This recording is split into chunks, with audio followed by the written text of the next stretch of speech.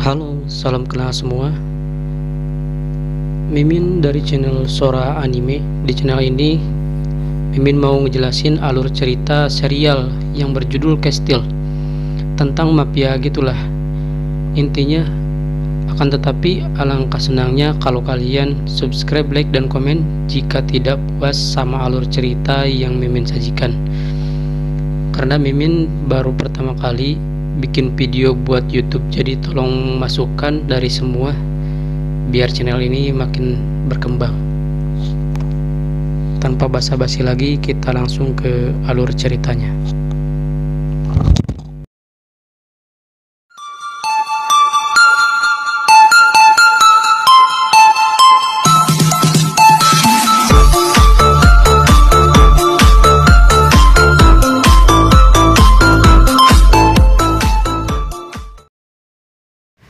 Scene dimulai dengan memperlihatkan seorang perempuan yang sedang berlari dengan terburu-buru untuk menuju suatu tempat. Sesampainya di tempat tersebut, dia membuka pintu lalu berkata, "Amor Tigro, Amor Tigro." Katanya kalau datang ke sini saya bisa minta tolong pada Amor Tigro. Padahal kami masih belum buka. Orang yang sedang duduk menjawab. Orang yang sedang duduk tersebut bernama Lisa. Lisa adalah seorang broker yang memperkerjakan Amor Tigro, atau bisa dibilang teman dekatnya Amor Tigro lah. Lisa berkata, "Pulanglah, minta tolong pada dia itu sangat mahal." Lalu dengan tergesa-gesa dan dengan wajah yang penuh lebam serta rasa takut yang belum hilang, wanita itu berkata sambil meletakkan segelintir uang di atas meja, "Jadi saya mohon tolonglah saya. Saya mohon bunuh Gunter si bajingan itu. Dia sudah membunuh suami saya dan menjual saya ke tempat pelacuran. Saya tidak tahan lagi jika si bajingan itu masih hidup. Saya mohon tolonglah saya." Scene pun berpindah kepada sekelompok orang yang sedang adu tembak, di mana ternyata Lisa langsung memerintahkan Amor Tigro untuk membunuh Gunter, di mana Amor Tigro sedang menerobos masuk ke markas bos mafia Gunter dengan membantai setiap bawahan dari Gunter. Meskipun dia terus ditembak, tapi tidak ada satupun peluru yang berhasil mengenai Amor Tigro. Dia melesat masuk seperti iblis yang tidak bisa disentuh dan membantai seluruh penjaga yang menghalangi hanya dengan kecepatan dan pukulannya saja. Kret. Suara pintu pun tiba-tiba terbuka. Di sana sedang duduk bos mafia yang bernama Gunter. Lalu dia berkata kepada Amor Tigro, "Kau Amor Tigro, mengejutkan sekali. Killer seperti hantu yang muncul baru-baru ini ternyata bocah Asia sepertimu." Sedikit informasi, pria Asia yang digambar bernama Kim Shin, atau bisa disebut dengan Amor Tigro sebagai julukannya, yang berarti harimau Serbia. Gunter berkata pada Amor Tigro, "Mari kita buat kesepakatan. Aku akan membayarmu 10 kali lipat dari bayaran yang kau dapat. Yang harus kau lakukan hanyalah keluar dari tempat kau masuk. Dan jika kau bersedia keluar, akan kuanggap semua yang terjadi saat kau masuk tidak pernah ada. Bagaimana? Walaupun mafia, aku ini bisa dipercaya loh." Amor Tigro cuman berkata, "Bajingan, mati saja kau." "Apa katamu monyet?" Gunter berkata sambil menembakkan pistol ke arah Amor Tigro. Bats! Sayang sekali, pisau yang dipegang Amor Tigro melesat lebih cepat ke leher bos mafia Gunter, dan Gunter pun langsung mati seketika. Scene pun berganti kepada Lisa dan Kim Shin yang sedang berbicara. Lisa berkata kepada Kim Shin, "Kerja bagus. Uang pesangon dan dokumen yang datang dari Korea sudah kumasukkan ke dalam tasmu. Identitas barumu sudah kusiapkan sesuai dengan permintaanmu dulu. Apa yang akan kau lakukan setelah balas dendammu selesai?" Kim Shin cuma menjawab, "Entahlah. Aku tidak pernah memikirkannya setelah itu. Kalau kau tidak punya tujuan, kembalilah, aku akan menyambutmu." ucap Lisa. Dia bahkan tidak basa-basi untuk kembali atau apa, masih tetap dingin saja seperti dulu. Dasar orang yang menarik, ucap Lisa. Scene pun berpindah kepada gambar sebuah bangunan di negara Korea, yakni hotel yang bernama Kastil. Kastil adalah tempat bergabungnya orang-orang kaya bisnis, hotel, konstruksi, perdagangan, dan keuangan. Tapi sebenarnya itu adalah perkumpulan organisasi-organisasi kriminal tingkat nasional, di mana para mafia berkumpul untuk menunjukkan siapa yang paling berbahaya dan paling ditakuti. Sedikit flashback, 8 tahun yang lalu, detektif yang menentang mereka dibunuh dengan sangat kejam, di mana keadilan tidak bisa menang melawan mereka yang berkuasa.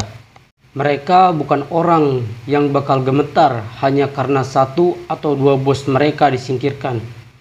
Caranya hanya satu, untuk menjatuhkan mereka adalah mengumpulkan orang yang membenci mereka dan membangun benteng yang lebih tinggi daripada mereka. Akhirnya, aku kembali ke Korea, di mana ada orang yang telah membunuh ayahku.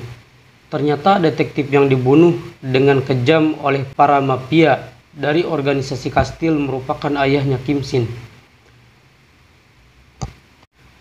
Dan sedang kembalinya Kim Shin ke Korea yaitu untuk membalaskan dendam kematian ayahnya.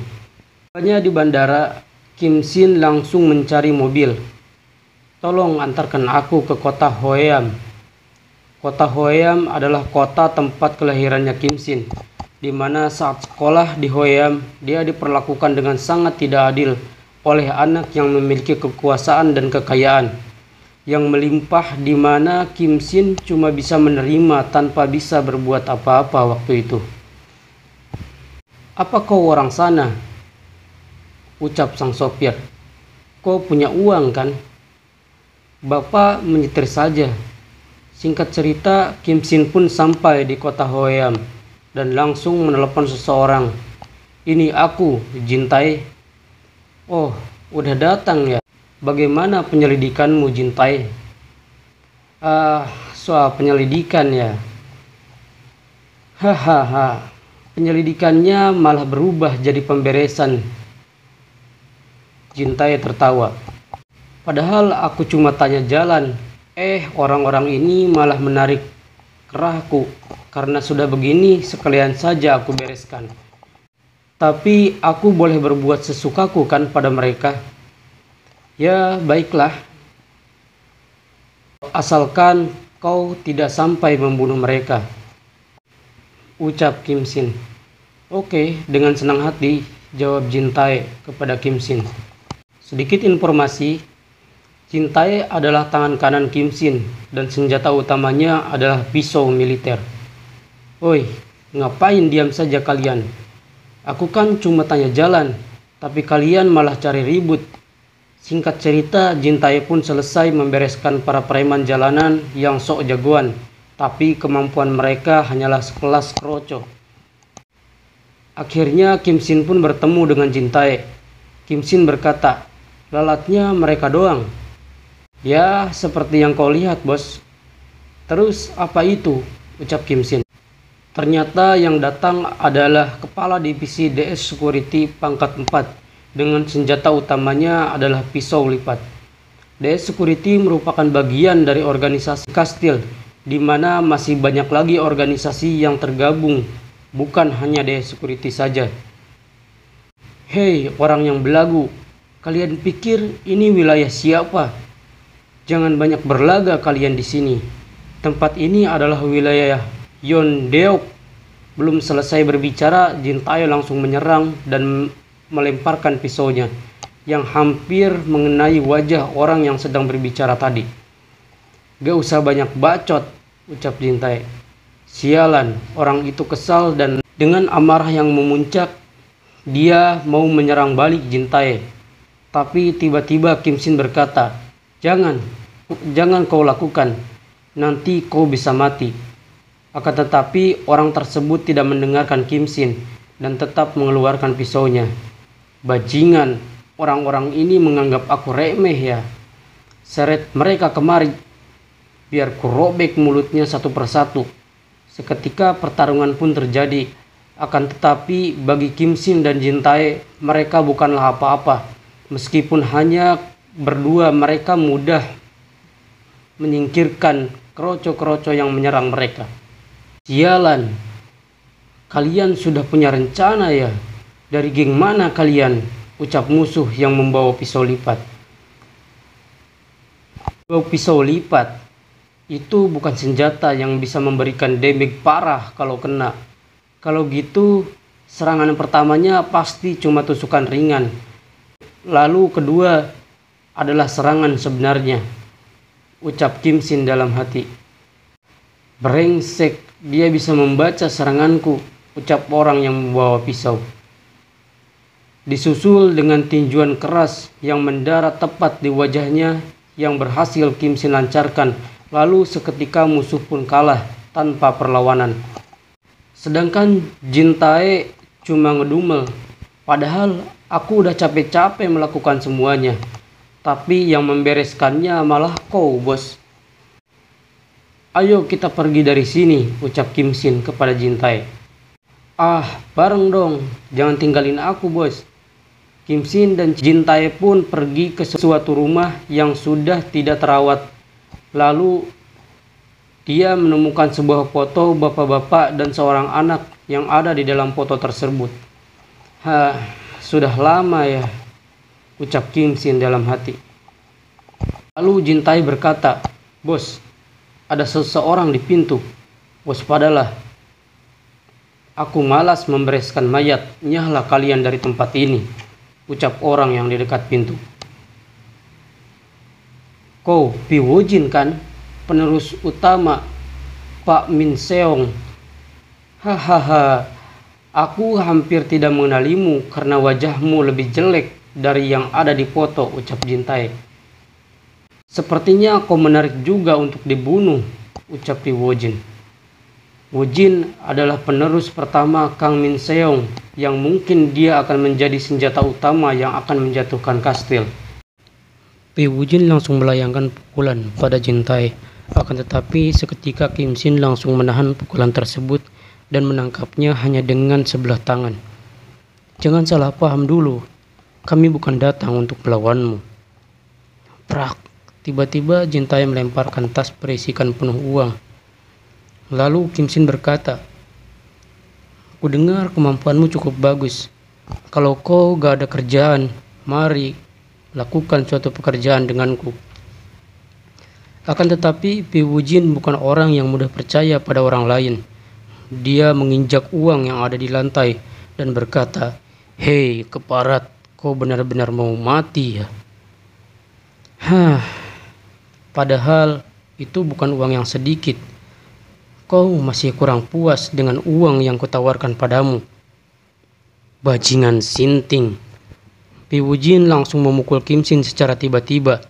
Tapi Kim Shin berhasil menghindari pukulan itu, lalu menangkap tangan Pi Woo-jin dengan mengunci pergerakannya. Macam-macam dengan MC kita.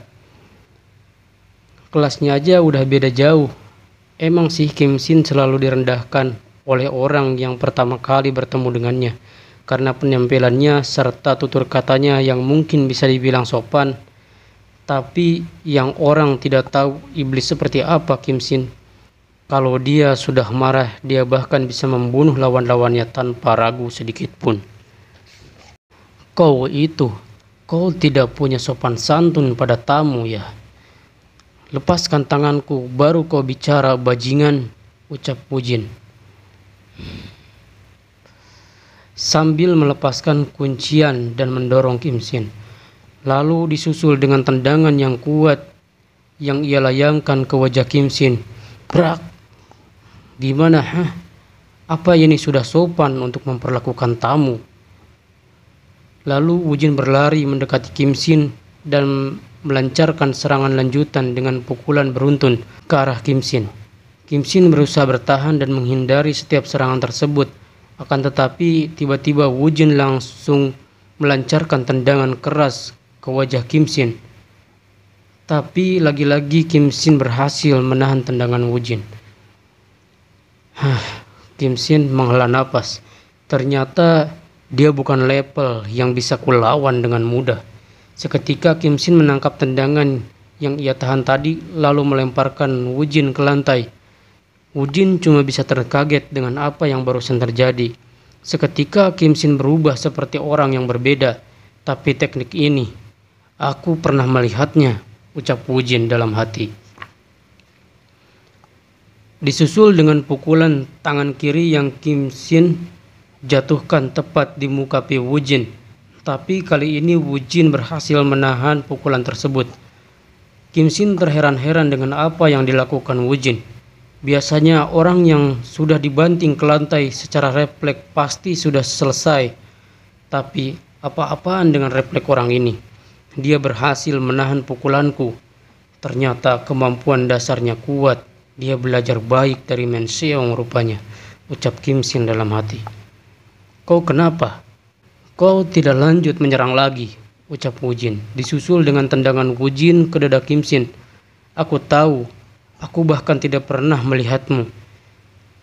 Tapi kau bicara soal penerus padaku. Dan kuda-kuda yang kau gunakan mirip dengan seseorang. Apa kau punya hubungan dengan Min Seong? Lalu dengan santai Kim Shin menjawab, aku pernah berhutang budi padanya. Ternyata cuma anak buahnya ya. Kau datang ke orang yang salah. Aku gak berniat untuk berurusan dengannya lagi. Jadi pergilah dari sini. Ini berhubungan dengan mereka dan ada yang mau kusampaikan soal Min Seong. Lebih baik kau pertimbangkan setelah mendengar ini. Ikuti aku. Seketika Wu Jin pun mengikuti Kim Shin dan Jin Tae ke sebuah rumah makan untuk membicarakan sesuatu yang kelihatannya begitu penting.